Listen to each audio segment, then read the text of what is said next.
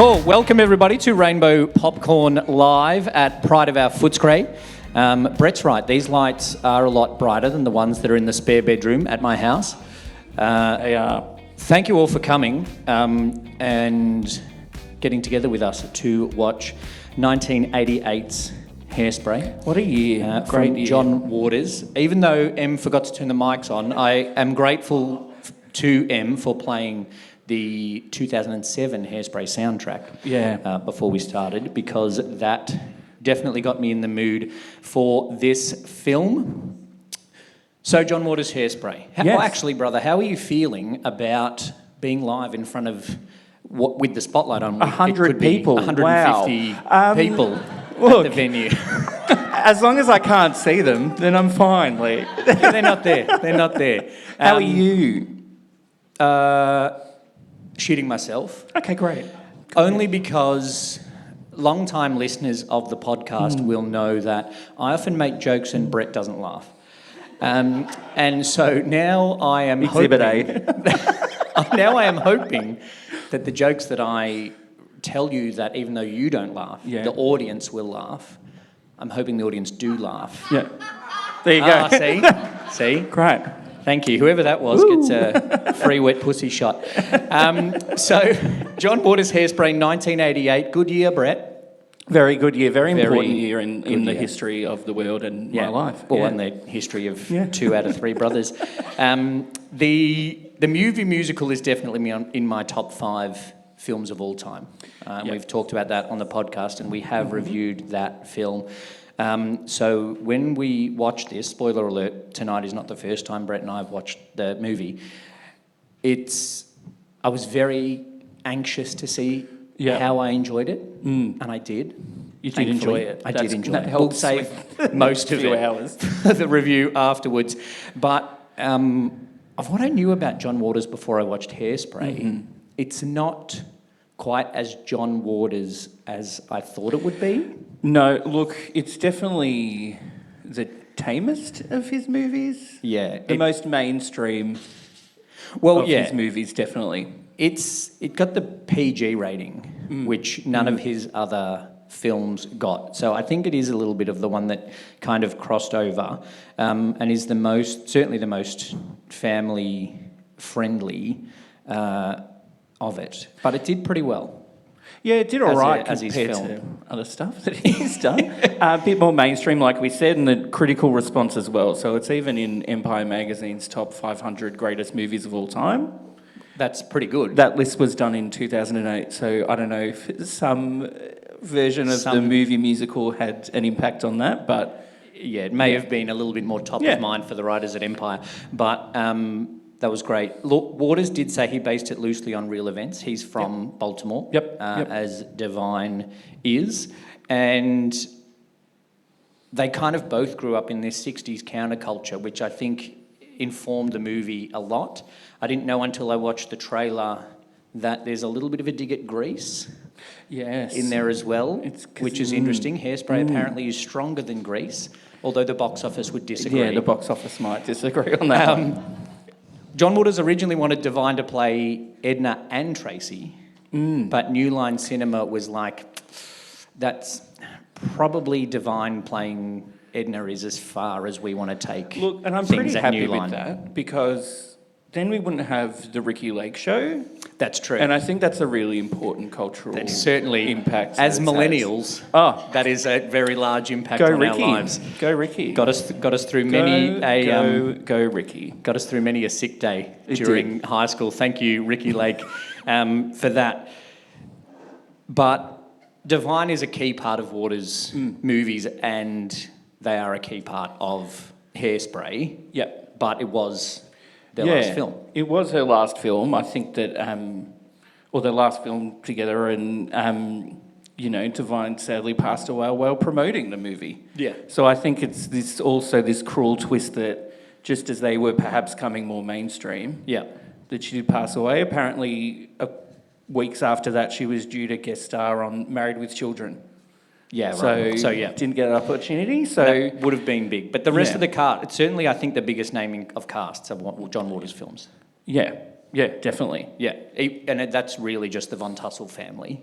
Yes. Sonny Bono, Debbie Harry, and Vitamin C. Vitamin C. Yeah. We And will won't chat sing about the song. Vitamin C. We'll chat it. We'll sing it at the end. Yeah, right. We'll get that at the end. Yeah. We have talked a lot on our Yes. podcast about cocktails. Yep. And I, as much as I love you, have reminded you regularly that Mon makes better cocktails than you.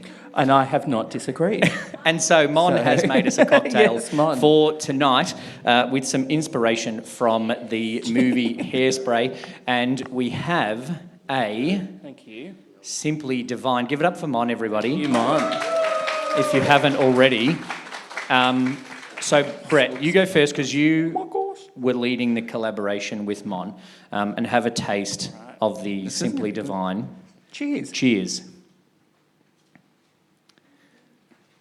Oh, that's good. All good? Oh, that's good. All right. It certainly looks better. Brett doesn't go to the effort of skewering a sour strap onto the top of any of the cocktails. Cheers. Oh, yeah. Yeah. That works. Yeah. Told you. Well done, Mon. Well done, Mon. Much better than what I would have done, we can confirm. I also think after you and I have visited Superbia a number of times, Mon has an idea about our palates.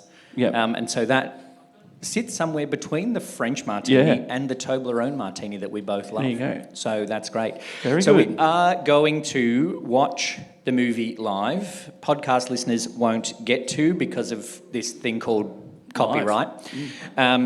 So on your tables, people that are here live with us, there's a little QR code and you can join us in rating the film. So Rainbow Popcorn, we have sandwiched together some kind of acronym to rate movies on the Pride scale. And that is rated on presentation, representation, iconicness, dialogue, and entirety. Entirety, which is your overall rating of the whole movie. So as we go through the movie tonight, scan that QR code. It will take you to a form where you can give your contribute ratings. to our Pride score. Yeah. Which no one's ever done before. Oh, it's great. It's a night of firsts. Yeah. What about audience participation, brother? What do you think? Look, what are we going this for? This isn't a traditional movie viewing. Much like the movie viewing I went to last week. Feel free to just talk throughout them. Not talk. Yeah. But like contribute. Don't heckle. Somewhere in between just talking over it and heckling it. All right, that's a fine line that we want this room of strangers to somehow tread with us. Yeah. Have some input into what you think about the movie. Yeah. Give a call out. Shout out some stuff. Like I do when we watch the movies together. Basically, I just swear at movies when I watch them anyway. So. Yeah. We got a couple of stubby holders. We do. If anyone makes a really good call, I'll come over to you with a stubby holder. Because there are a couple of moments that Brett did swear at the TV. I did, yeah. And I made a couple of calls as well. So if you want to make a funny call, if you think it's funny. Yeah. I might not laugh, as we've seen. Yeah. So I'll try and laugh. Yeah.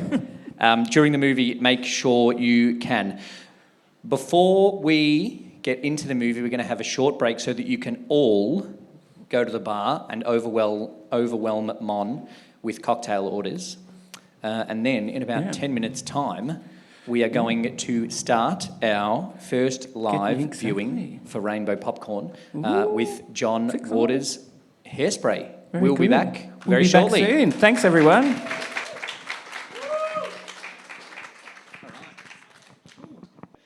Oh, what do we think?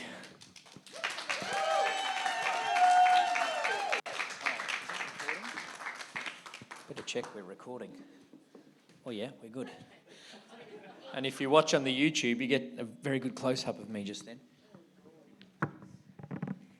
Ooh. Was it anyone's first time?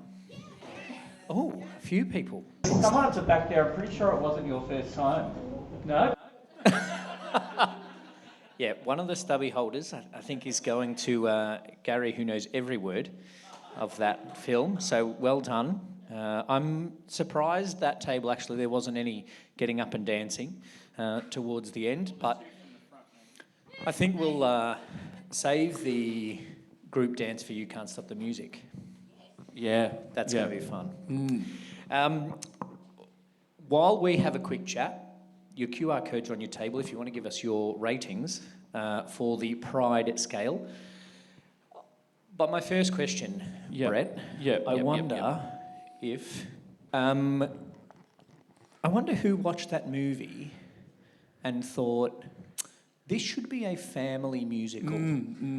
Yeah. This needs to be on Broadway, and it needs to be in a form that parents and children can enjoy together. Yeah. How about we take out half the story and then it'll be okay? How about we take out those sound effects of the making out teenagers? Wowzers. That was probably step one. Yeah. You don't think that in the stage show some girl should be yelling out, go to second, go to second? Is that what you're saying? Probably not. No? Don't think the R word should be in a family musical either. There's a few words that maybe. Yeah, there's a couple of... in there, one we had to look up. Yeah. And we're not going to repeat it, but it comes from the base word mule and was used to refer to Tracy at one point. Having... Huge fan, as I said at the start, of the 2007 movie musical. Now, having watched this a few times, that makes heaps more sense. The musical. There's lots of references in the movie that I'm just like, oh, that's why she says her hair was a symbol of her conformity to the man. Yeah. And I also know what John Travolta's dot bill is from that unknown accent. Yeah, that's I don't understand. We won't talk too much about the musical. No, I won't. But like John Travolta doing that accent in the movie musical makes even less sense now. Well, because Divine is from Baltimore. Yeah, and does not sound like whatever John Travolta was doing. Oh, I left my horn on. Your horn. Yeah. Doesn't make any sense. No. But, a lot of the references now in the musical make a lot more sense to me, having seen that movie a few times. And that's possibly the last thing I'll say about the musical. Possibly not. We're going to hold you to that, Lee. It is very John Waters style, as we said at the start. It's not overly gross out, other than probably the make-out sounds. Yeah. And the pimple popping. Were probably the gross out things. But I did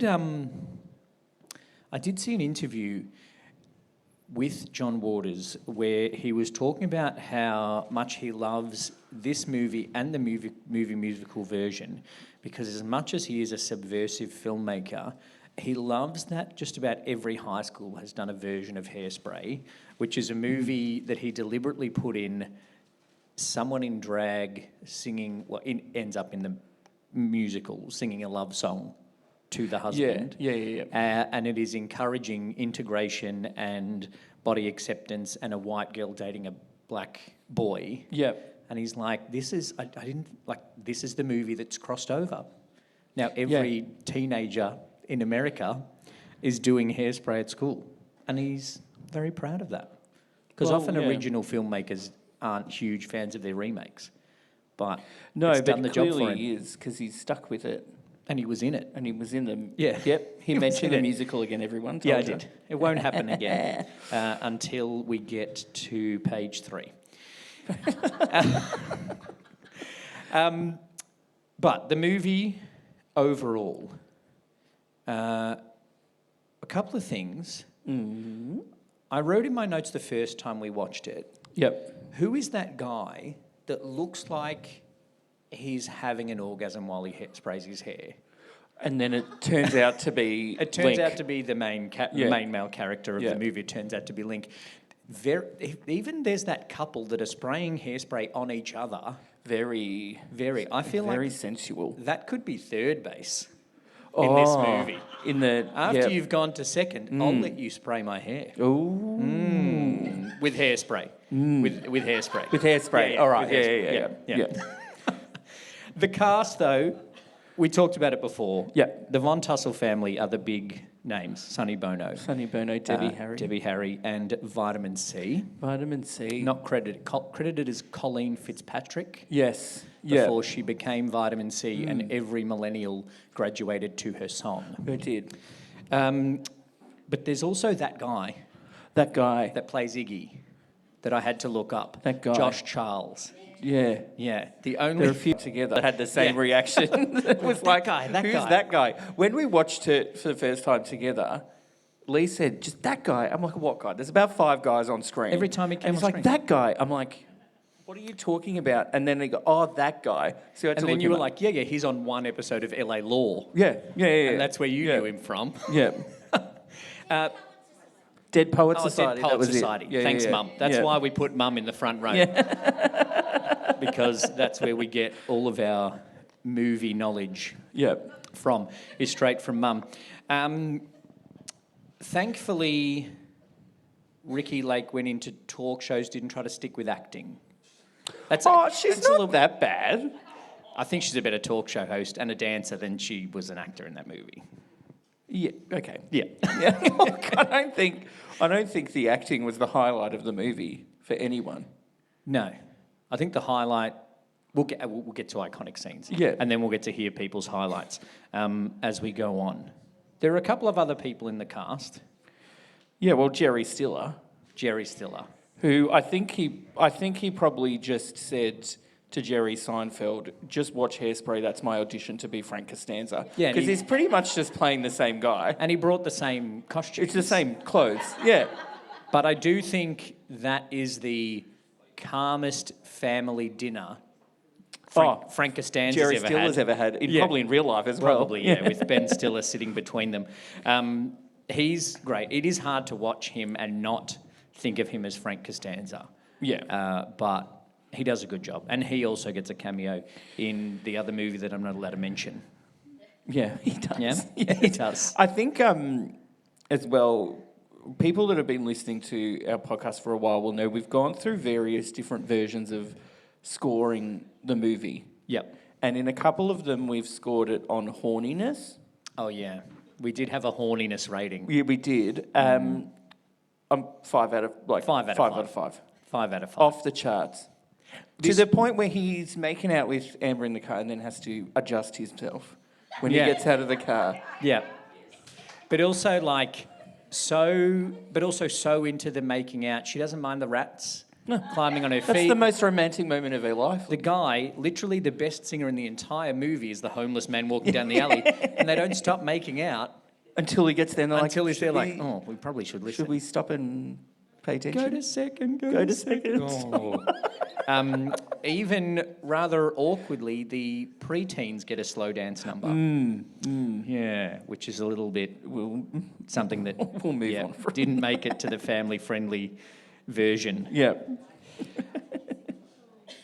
The story, though, I like the story. Having now watched it a few times, the story I'm a little bit more into. And it had make a difference watching it with quite a few people, rather than just watching it with you in the lounge room, having to take notes at the same time. Thanks. I think... That's great. Not that I don't enjoy watching films with anyway. you. These people are paying to see us, so I thought I'd compliment them. Great. It does make a difference. I think the more you watch it, there's definitely subtleties that you miss the first time.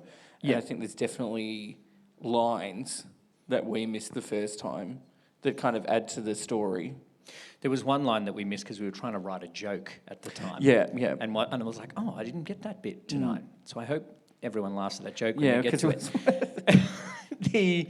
The story has a couple of moments where it's slow, but it generally works. It ticks along. And I think it balances the body image and body acceptance stuff along with the racist stuff at the same time throughout it.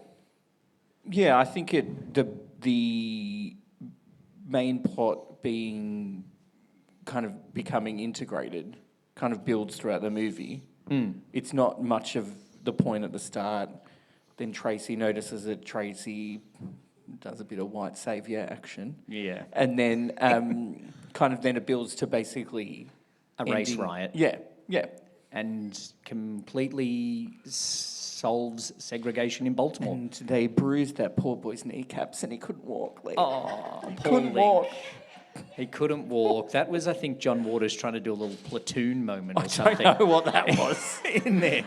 My favourite bit of that is that the camera moves away from him. Yeah. He's trying to reach out and the camera's just like, No, my favourite bit's the shot at the end where they do the little pinhole to fade out of the scene. Oh, yeah. And it zooms on him in the middle of it, and he's still just Tracy.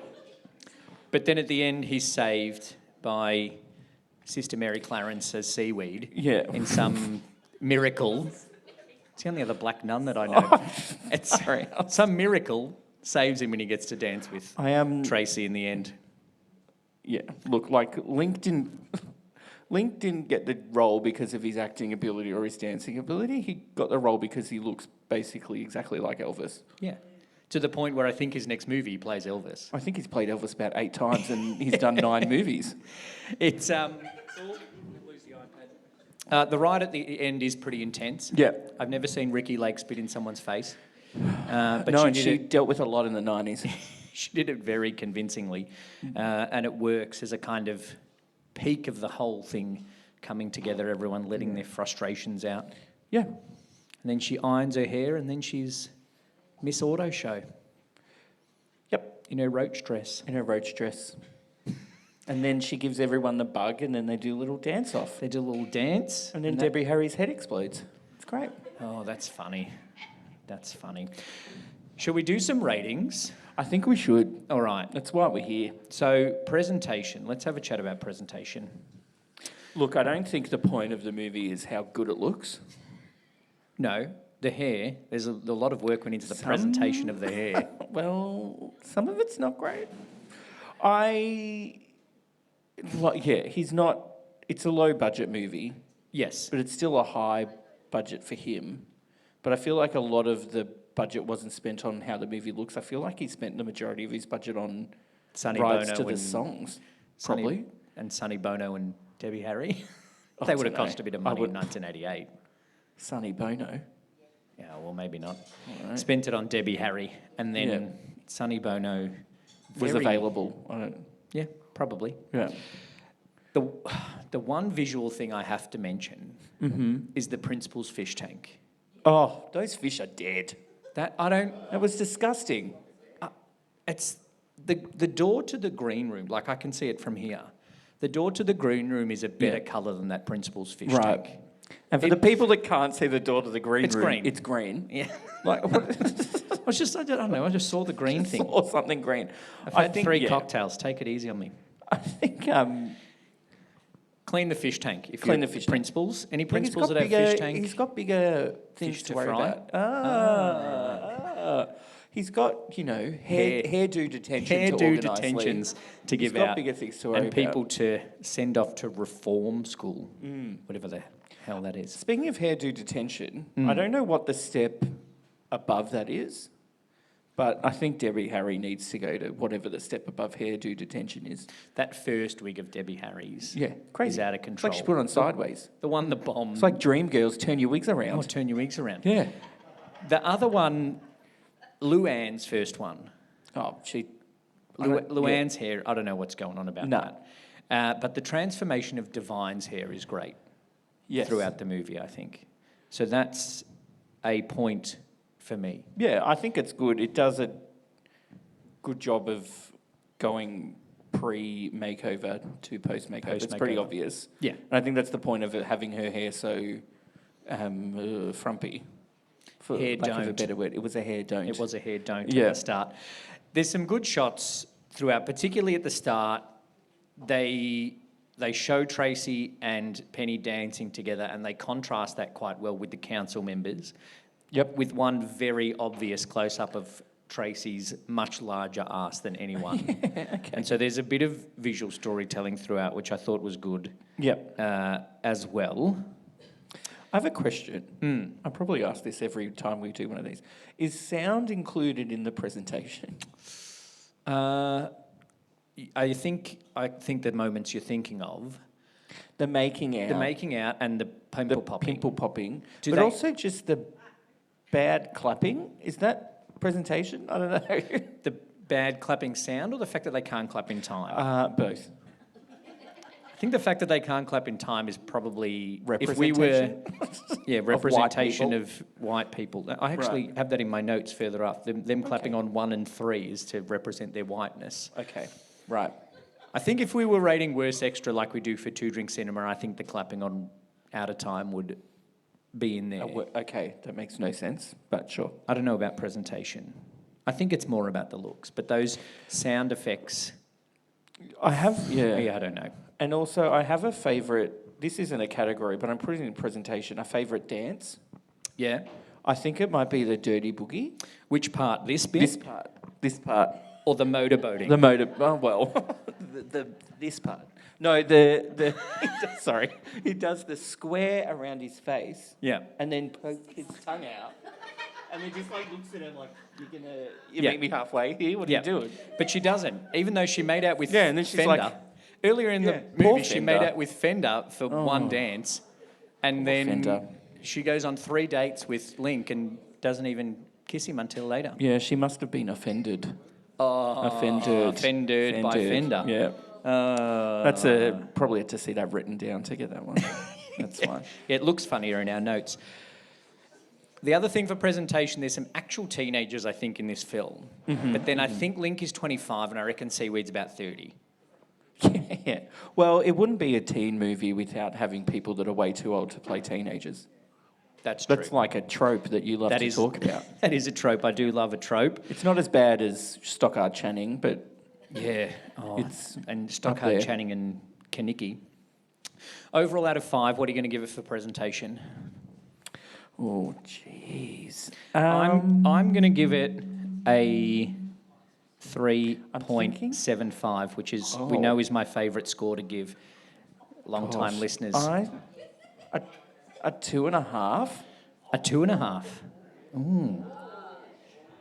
Do we want to see what the audience thinks? Yeah. Yell out numbers, no. We should have, like Ricky Lake, someone roaming the crowd. 4 people rated it a 5. Ooh. Actually, 44% rated it a 5. Some 5s, then 4s, and then 1 person 2 and 1 person 3. So we haven't been as kind as the audience. Okay. 2.5. I'm sticking with a 2.5. You're sticking with a 2.5? Yeah. All right. Yeah. Sorry, audience, I didn't give you the options to do half or 3/4 scores like I've got. Lee loves to do ridiculous fractions. One point, I think he gave something 3.82 because he rounded up in some stupid way. No, that was when I was translating. Roger Ebert rates his movies out of 4 instead of 5, so I had to translate it. Representation. Oh gosh, how do we? Where do we start? It's just so outwardly racist. Yeah, there's no polish on it. There's no subtext that's kind of the racism. Yeah, but I think it makes it. Does it make its point? I don't know. I think it does make a point. It's a very clear contrast between Tracy being okay with everyone and Velma saying on the news, segregation forever. Yeah. And Prudy squealing in the face of a coloured, quotes, police officer. Yeah. It's a very clear contrast. And I think in terms of representation, that's the point that it's trying to make. Yeah. And I think, like I said, it does build that story to becoming the main point is integration. I don't know how I feel about the line, I wish I was dark-skinned. And then he goes, our souls are dark. Our souls are black, even though our skin is white. Yeah. I don't know. I don't think that fits is with that okay? I don't think that's okay, actually. Good, okay. Yeah. Good, not good, but it's not good. I agree, yeah. It's also... It flicks a bit between the representation of the larger lass, to quote Mr. Pinky, because... 2x4.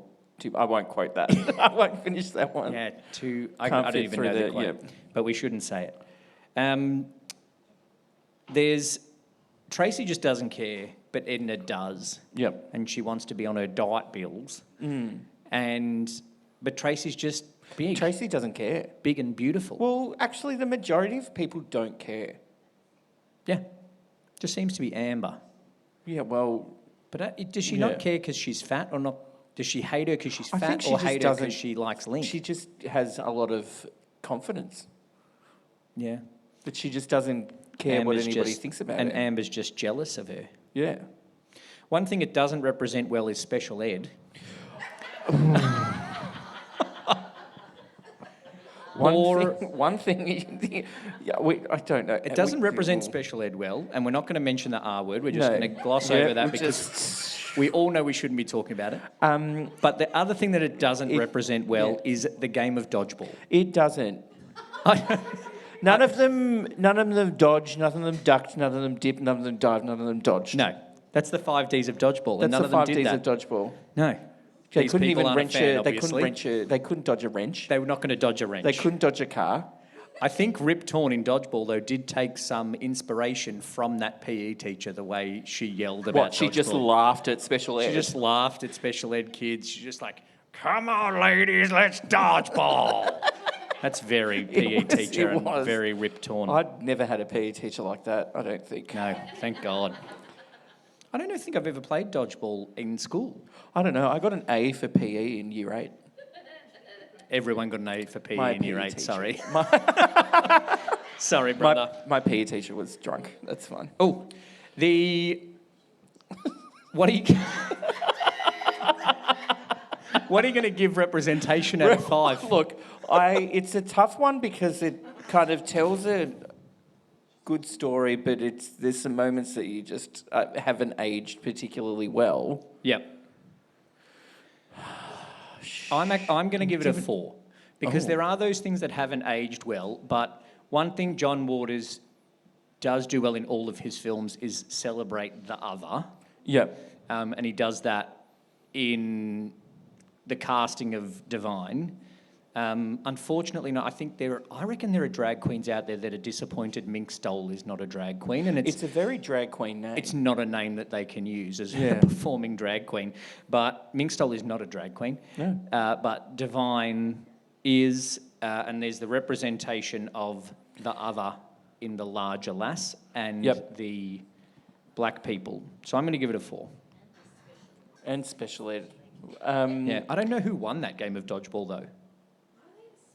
I don't get the circle. No, Why did it circle? Good questions, Lisa. It's not how dodgeball works. So how did it go from the 60s?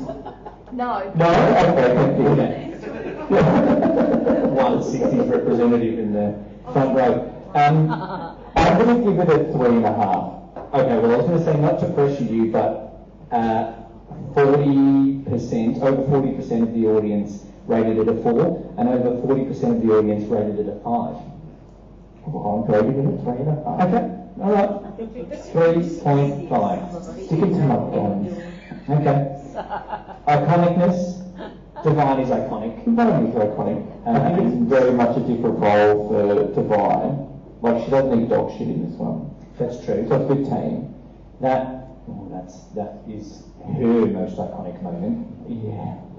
It obviously, we touched on it, inspired the musical, and then they inspired the musical, and then it inspired the Hairspray Live on Fox, starring Ariana Grande. Oh yeah. I never watched that one. It was. Yeah. Okay. It was great. I said it again. The Von Tussle family are all iconic people. Yeah. It gave us Vitamin C, who then gave us the most iconic graduation song of the 2000s. Can we say it? Lord Strictly Lake. Yeah, I think we can. Yep, so that's a few points. That's a few points for iconicness. John Waters is iconic. I think so. And a queer icon. Yeah. Got his walk on the Hollywood Star on the Hollywood Walk of Fame last year. Did you see what he said when he got his star? He said, "I'm so happy to be here. Now I'm really close to the gutter where I belong," or something like that. Yeah. Very good. Most iconic scene we need to decide. I think Divine, I think the big dance at the end is iconic. That dress with the roaches on it is iconic. Yeah. But I also think Divine's look at the start of the film is one of the most iconic bits of the film. The frumpy one.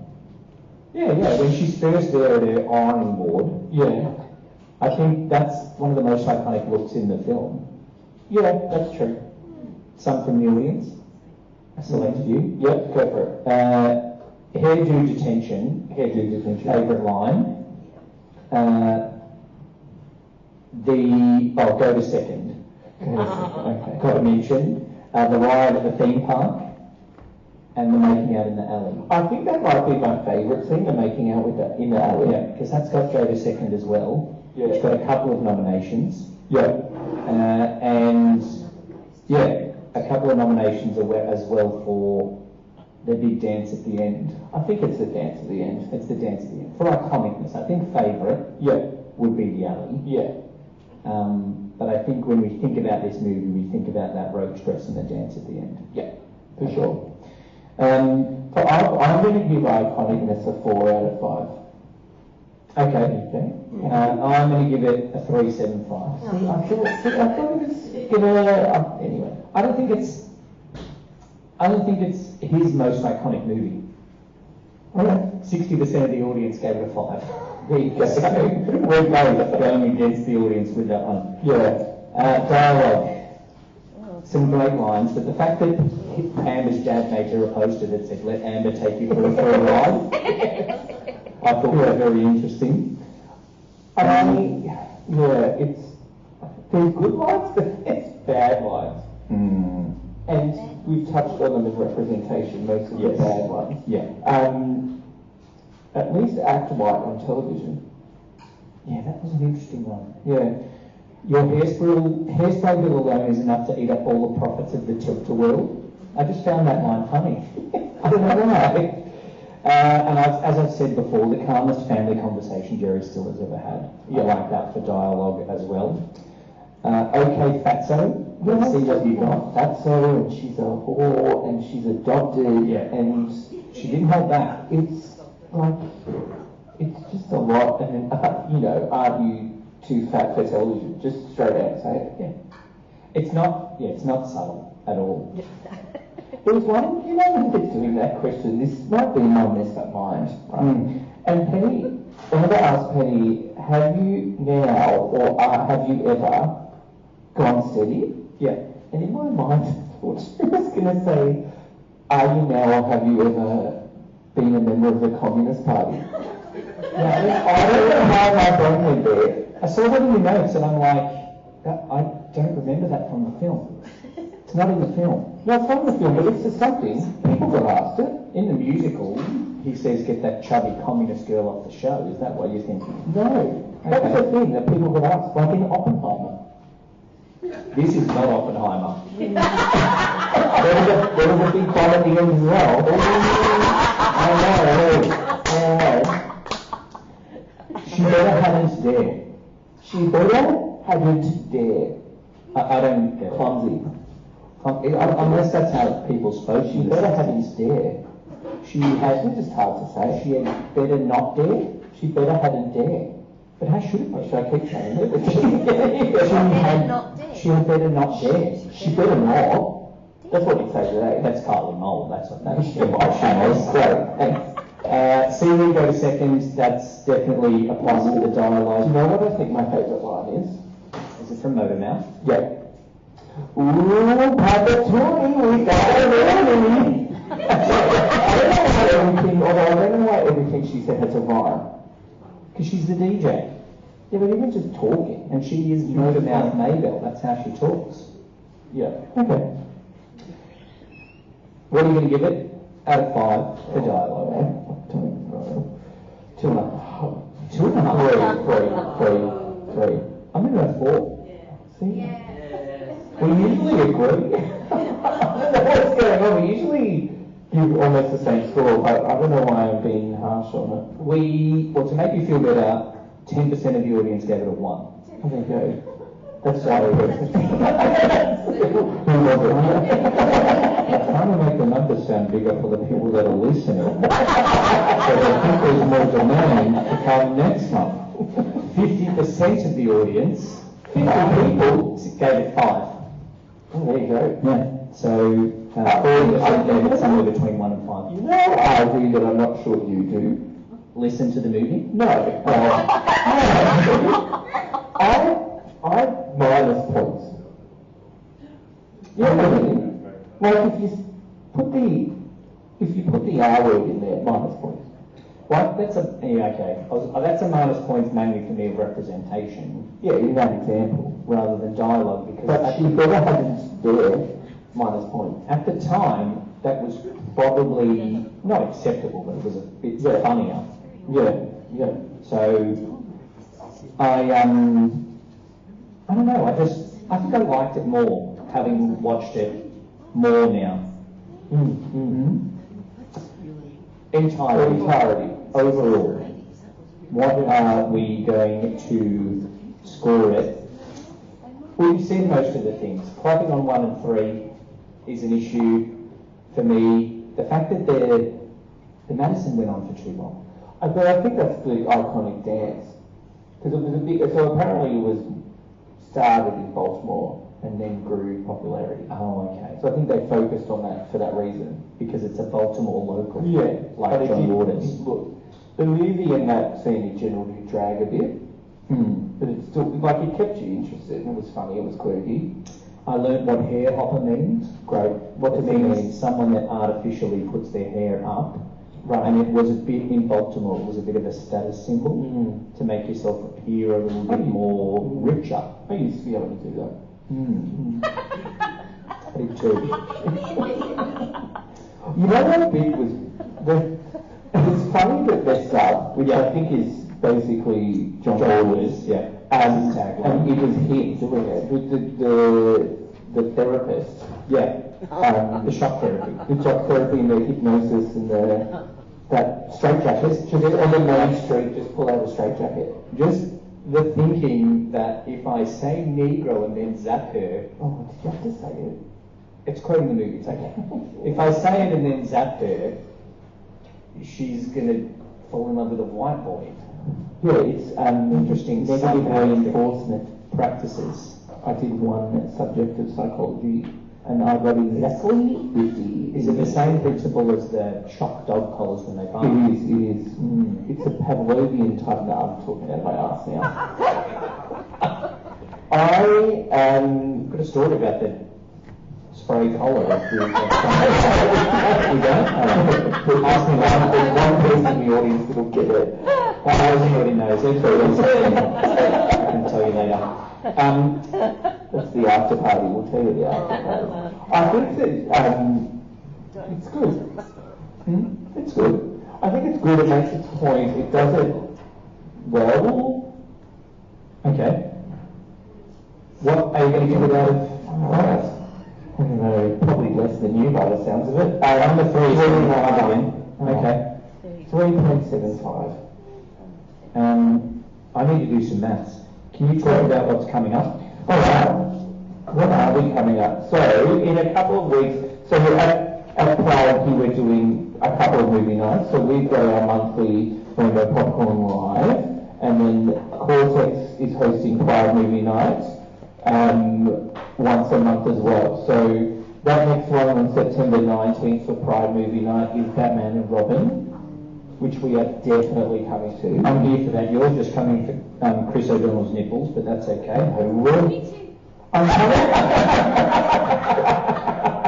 I'm having to see if it's a good enough reason for George Clooney to leave ER. No. Spoiler alert, it's not. And then our next review for other episodes on Two Drink Cinema is coming out next week. Yes. Which is The Lion King. So slightly different movie. Yeah, very different. In a couple of weeks. And then, so next month here, first Thursday of every month. So Thursday, October 3rd. It's Halloween month. So we're doing Nightmare on Elm Street 2, Freddy's Revenge. The most homoerotic slasher film of the 80s, apparently. And I think there was a few. Yeah. Part 1 had Johnny Depp in a crop top. So this is more... This is gayer than that. I think they just got more crops.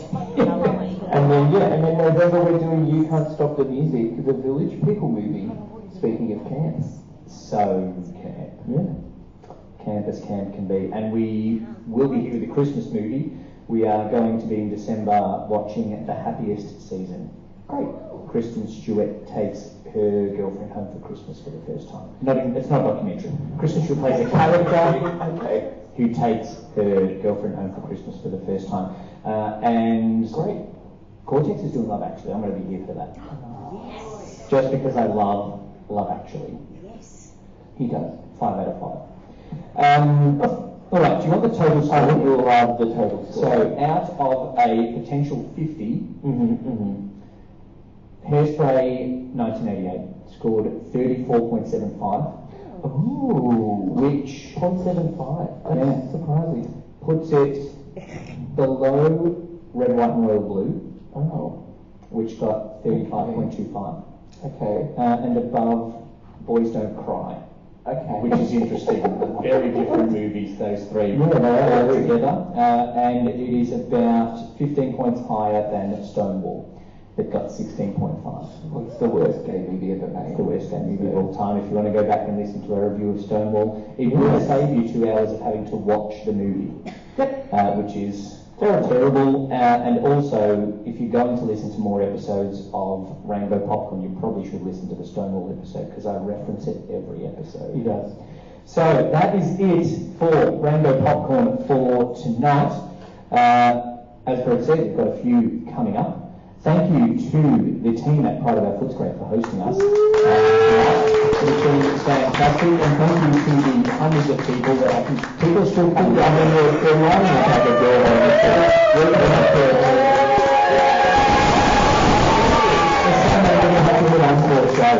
there's people that are still out on Barclay Street waiting. What a musical there. I will. Yeah, I probably will. Not now. Mom's clearing the table. Yes, get out of here. Thank you for listening to another episode of Rainbow Popcorn. We will be back with Two Drink Cinema next week reviewing The Lion King. Our top 5 that you can submit your entries to on the socials at 2 out of 3 Brothers is our top 5 movies based on a Shakespeare play, because The Lion King is based on Hamlet. Yep. So if you've got animated movies that are based on Shakespeare plays, that's even better. Get in touch with us on the socials at 2 out of 3 Brothers or join the Two Drink Cinema Facebook group. Thank you, brothers. Thanks, Lee.